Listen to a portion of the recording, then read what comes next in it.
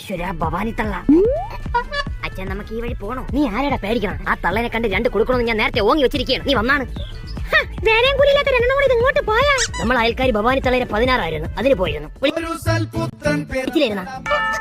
ചന്തയില് മീൻ വാങ്ങിക്കാൻ പോയതായിരിക്കും. അല്ല, ചന്തയില് സിനിമ കാണാൻ പോയത്.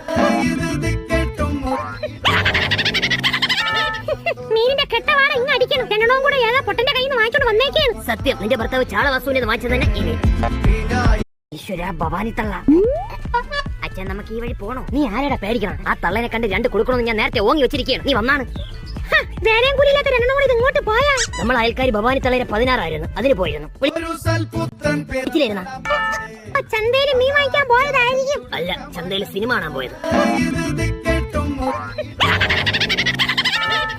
മീനിന്റെ കെട്ടവാട ഇങ്ങ് അടിക്കണം. രണ്ടെണ്ണവും കൂടെ ഏതാ പൊട്ടന്റെ കയ്യിൽ നിന്ന് വാങ്ങിച്ചോണ്ട് വന്നേക്കാണ്. സത്യം, നിന്റെ ഭർത്താവ് ചാളവാസുവിനെ വാങ്ങിച്ചത് തന്നെ ഇനി.